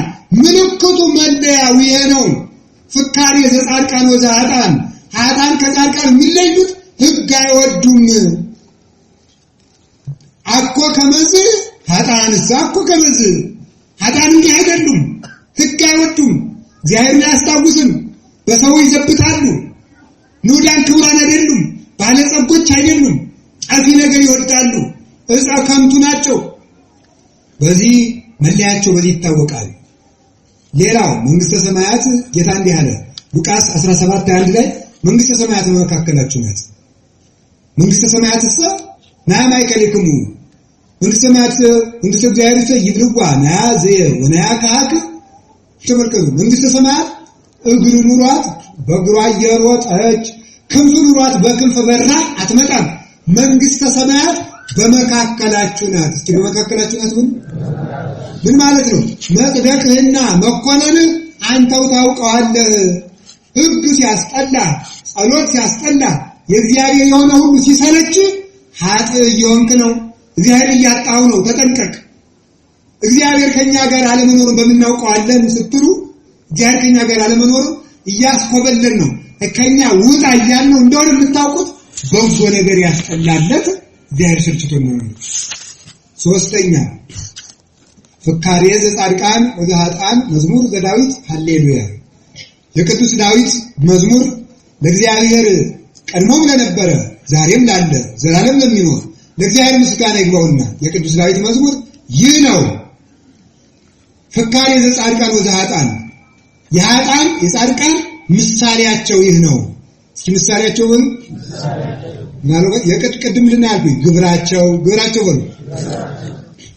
ግብረ ሰይጣን፣ እነዚያ ግብረ ሰይጣን ይሰራሉ፣ እነዚህ ግብረ እግዚአብሔር ይሰራሉ። አሁን ደግሞ ቀጥሎ ሁለተኛውን አይተን ነበር። ምናቸው ነው ያሉ? መለያቸው። ሲመለያቸው በሉ። እነዚህኞቹ ዘዳይሙ ሕገ እግዚአብሔር ስምረቱ ናቸው። ሕገ እግዚአብሔር ፈቃዳቸው ሕገ እግዚአብሔር፣ ፈቃዳቸው አምላካቸው ነው። እነዚህስ ኃጥአንስ አኮ ከመዝ፣ ኃጥአን ግን እንዲህ አይደሉም፣ ሕግ አይወዱም። ሕግ አይወዱም በሉ። የምንላቸው ነው በሞት ሕግ አይወዱም በሉ። ምን አይወዱም? አሁንም ማንኛውም መናፍቅ እንግዲህ ይዩት በሕግ ነው የምንጸድቅ በእግዚአብሔር ቸርነት በእግዚአብሔር ሕግ ይላል። ሕግ ያስጠላው ሰው በሕግ አምላክ ነው። እስቲ ሕግ ያስጠላው ሰው የሚቆነን መሆኑ በዚህ ያውቃል። ለምን? ሕጌን ብትወዱኝ ሕጌን ጠብቁ ብሏል። ሕጉን ጠብቀን በእግዚአብሔር በዚያ ላይ የእግዚአብሔር ቸርነት ሲጨመር እንድናለን ነው እንጂ በሕግ አንድንም በእግዚአብሔር ቸርነት ነው ማለት ሕግ የጠላ ሰው ኃጥእ ተኮናኝ ርስቱ ሲኦል መሆኗን በዚህ ወቀው። ሶስተኛ የጻድቃን የኃጥአን ምሳሌያቸው ነው። ምሳሌያቸው ነው። ጻድቃን በዕፀ ሕይወት ጻድቃን በዕፀ ሕይወት ኃጥአን በምን ይመስላሉ? በዕፀ ከንቱ። ሲበዕፀ ከንቱ በሉ ሰብእሰ ከንቱ ይመስል ያለው ቅዱስ ዳዊት ይሄ ነው። መዝሙር 143 ላይ ሰው ምን ይመስላል አለ? በስንት ነገር ይመስላል ዳዊት። ነገር አጋጨህ እንዳትሉ እዚህኛው ተመልከቱ። ከመዝ እንተ ትክል ሀበ መሐዘማይ አለ። ተመልከቱ እንተቱ ፍሬሃ በበጊዜሃ ወቆጽላኒ ይትነገፍ አለ። እዚህኛው ሰው ምን ይመስላል ብትሉኝ ከውሃ ዳር የተተከለች ዛፍን ይመስላል አለ። በየጊዜው ፍሬ እንደምትሰጥ ቅጠሎቿ እንደማይጠወልጉ ይመስላል አለና ደግሞ መዝሙር 143 ላይ ደግሞ ሰብእሰ ከንቱ ይመስል አለ። ተመልከቱ ሰው ከንቱ ነገርን ይመስላል አለ። ቅዱስ ዳዊት ምን ነው በመዝሙር 1 ላይ ሰው ዕፀ ሕይወትን ይመስላል ብለህ ሲያበቃ መዝሙር 143 ስትደርስ ደግሞ ከንቱ ትሉኝ እንደሆነ ነው መልሱ። ጻድቃን ተመልከቱ እንተ ትክል ሀበ መሐዘባይ ከውሃ ዳር የተተከለች አትክልትን ይመስላሉ ያልኳችሁ ጻድቃን ነው። ዕፀ ከንቱን ይመስላሉ ያልኳችሁ ኃጥአን ነው።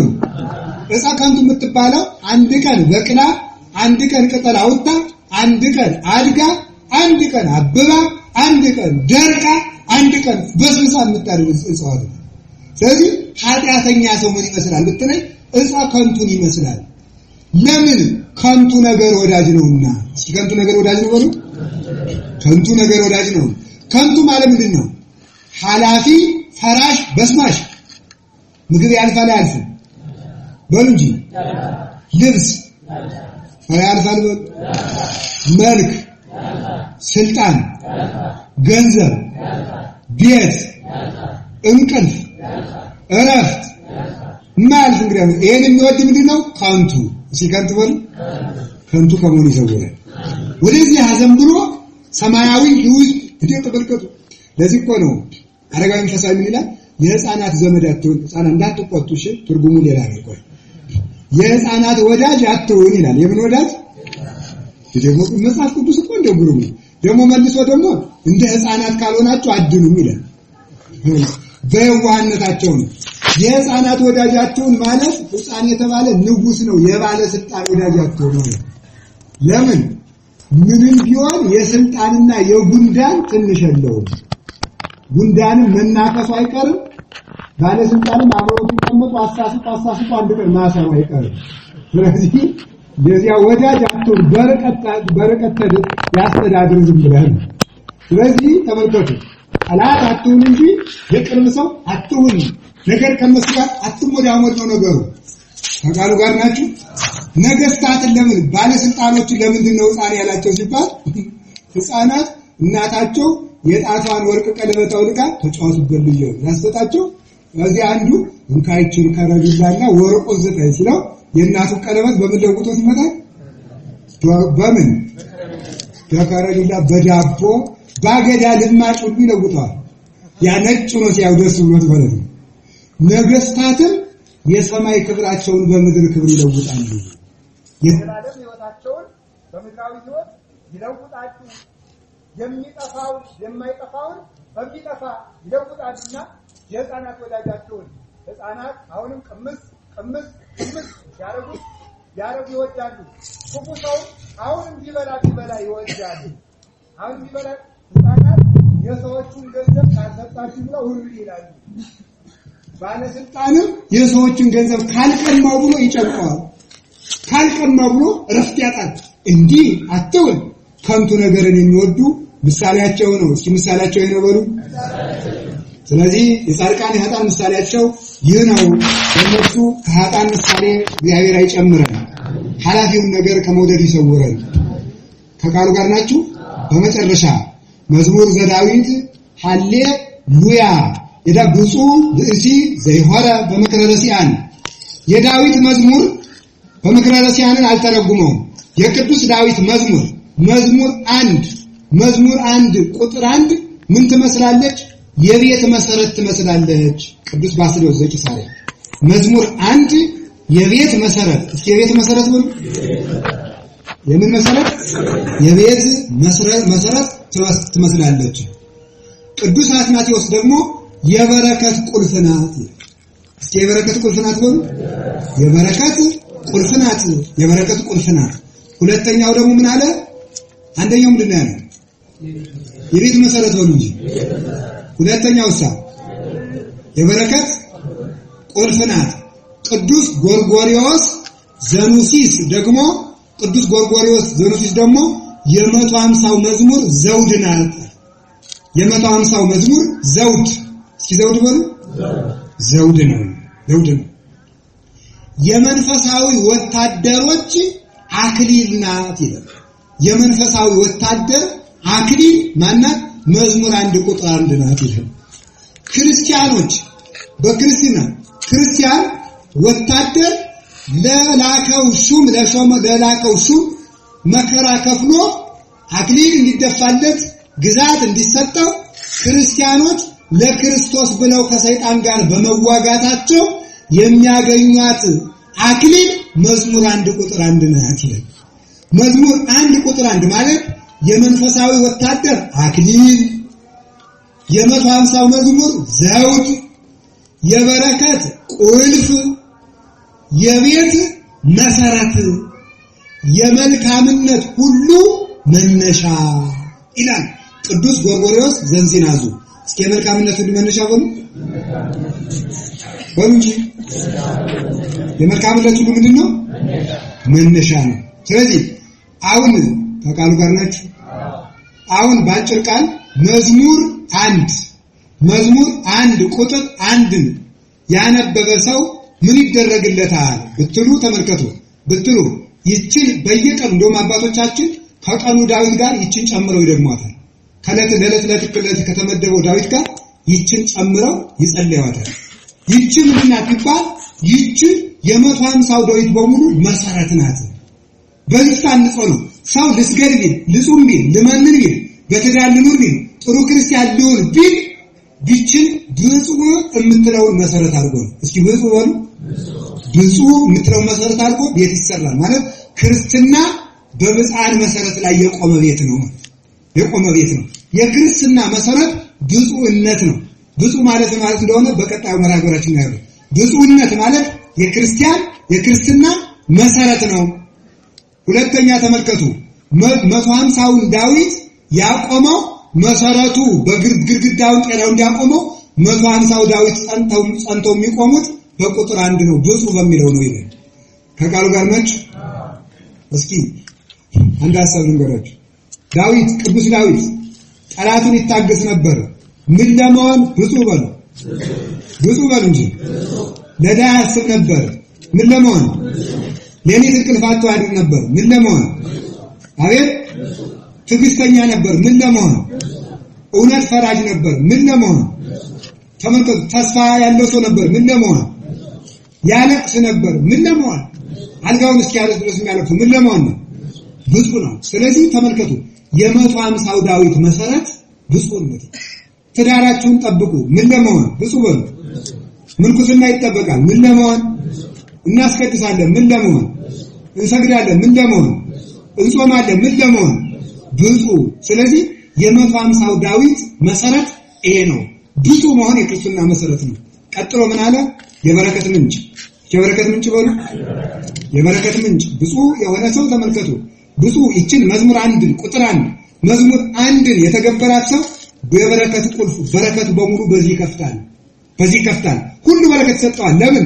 ወቆጽላኒ እይትነገፍ እንተቱ ፍሬሃ በበጊዜሃ ፍሬውን በየጊዜው እንደምትሰጥ ቅጠሏን እንደማይጠወልግ ቆጽላ ሃይማኖት ጽጌ ትሩፋት ረድኤት ሀብተ ወልድና ስመ ክርስትና ስርየተ ኃጢአት ገቢረ ተአምራት አይርቅበትም።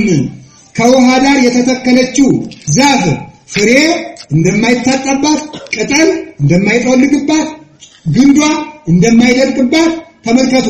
እነዚህ አይታጡበትም። መዝሙር 1 የተገበራት ሰው እነዚህ አይታጡበትም። ከቃሉ ጋር ናችሁ።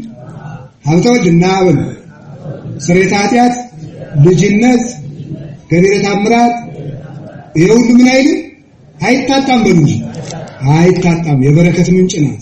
ሌላ ምንድነው ዘውድ እስኪ ዘውድ በሉ ዘውድ የተባለው ምንድነው ሰው የሚዋጋው ንጉስ የሚዋጋው ለምንድን ነው ለዘውድ በሉ እንጂ ምን አላችሁ ለዘውድ ነው 150ውን ዳዊት ምን ጠብቀው ብፁዕ የሚባል ዘውድ ለመድፋት ነው። እስኪ ብፁዕ ለሚባል ነው ብፁዕ የሚባል ዘውድ ለመድፋት ነው እና የመጨረሻው የ150ውን ዳዊት የመጠበቅ ዋጋ ለዚህ ነው። ሰው የሚያገኘውን ጥቅም ሲያውቅ ለዚያ ነገር ዋጋ እንዲከፍል 150ውን ዳዊት ብጠብቅ ምን አገኛለሁ የሚለውን ዋጋውን መዝሙር 1 ቁጥር 1 ላይ ያስቀመጠው ተመልከቱ ዘውዱን እያሰበ እንዲጋደል ነው ብሎ ሊቁ ይተረጉማል። ዋጋውን ሲያስብ 150ውን ሲተረጉምለት 150ውን ሲጠብቅ ሲጨንቀው ሲከብደው አይ የኛ ያህል ክብር እኮ ቀድሞ ተነግሮኛል ብሎ ክብሩን ሲያስብ መከራውን እንዲረሳ ነው ብሎ ያስቀምጣል። ከቃሉ ጋር ናችሁ እግዚአብሔር ከሁላችን ጋር ይሁን። ስለዚህ የቅዱስ ዳዊት መዝሙር ዘውድ ያስቡት አክሊል ያቀዳጃል፣ የበረከት በር ይከፍታል፣ የላስ ቤትን አንጾ ያኖራል። የላስ ምንድን ነው ያልኳችሁ? ተናገሩ ያላላችሁ ምን ያደርጋል? ዘውድ ነው፣ የቤት መሰረት ነው፣ የበረከት ምንጭ ነው። የላስ ተመልከቱ እየሰማችሁ አልነበረም ማለት ነው።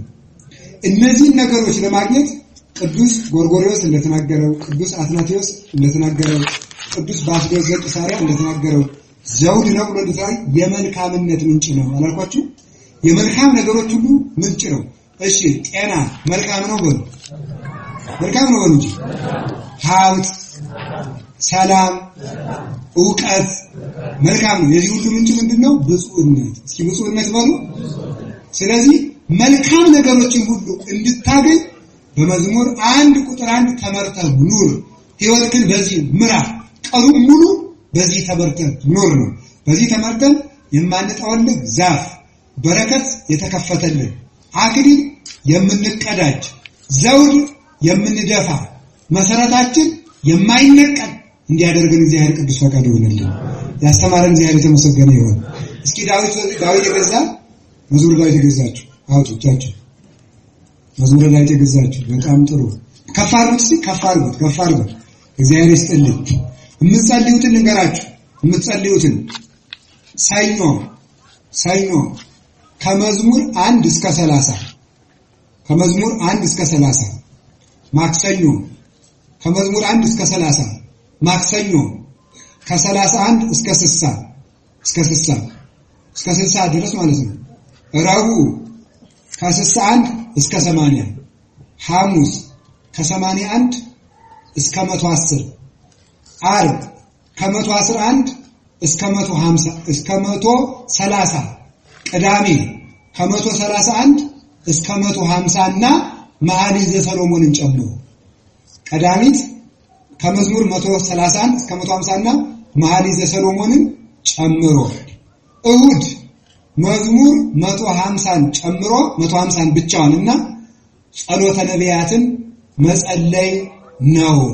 ቅዱስ ዳዊት በዘመኑ ኃጢአት ሰርቶ በሕዝቡ ላይ መቅሰፍት ላመጣ ነው፣ ወይ በሽታ አመጣለሁ፣ ወይ ራብ አመጣለሁ፣ ወይ ጦርነት አመጣለሁ ቢለው እግዚአብሔር ያጠፋረኛው በጎቹ ምን አረጉ ብሎ እግዚአብሔርን እኔን ቅጣይ ብሎ መቅሰፍት ያራቀ አባት ነውና የቅዱስ ዳዊት ጸሎት ከናንተ መቅሰፍትን ያርቅላችሁ። ተክታችሁ በቅዱስ ዳዊት ጸሎት ለምኑ። አጋንንት ማምላክን ከናንተ አይቀርቡም። አሁንም በቀኝ በግራ በፊት በኋላ የሚፈታተነንን ጋኔን ቸሩ መድኃኔዓለም በኃይለ መስቀሉ ይርገጥልን። እግዚአብሔር ይጠብቀን። ታግሳችሁ እንደሰማችሁ እግዚአብሔር ጸሎታችሁን ይስማችሁ። ያለ ዘመን አይቅሰፋችሁ። እድሜ ለንስሐ ይጨምርላችሁ። መጨረሻችሁን ያሳምርላችሁ። የታሰሩትን ያስፈታቸው። ለሀገራችን ጽኑ ሰላም ይዘዝልን። አምላከ ዳዊት በረድኤት ይጠብቃችሁ። በወጣችሁበት በገባችሁበት ሁሉ የቅዱስ ዳዊት ረድኤት አይለያችሁ። እግዚአብሔር ከእናንተ ጋር ይሁን። ዛሬም ካሬ ዘጻድቃን ዘኃጥአን ብለን የመዝሙር 1ን የያዘችውን ነገር ተነጋግረናል። በሳምንት ወይም በሌላ ጊዜ ስንገናኝ ደግሞ ብፁዕ ብእሲ የምትለው ብዙ የምትለው ትርጉሟን እናያለን። እግዚአብሔር ለወደደው ቃል ያብቃን። አስተማረን እግዚአብሔር ይመስገን። ስብሐት ለእግዚአብሔር ወለወላዲቱ ድንግል።